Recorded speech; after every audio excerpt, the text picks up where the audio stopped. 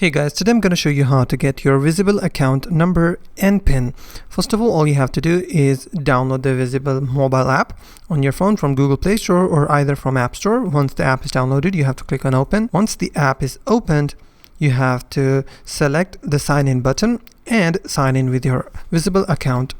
Once you're signed in into the Visible account, you have to click on the account section on the bottom right corner. From here, you will be able to see your account number on this section, but we also need our PIN.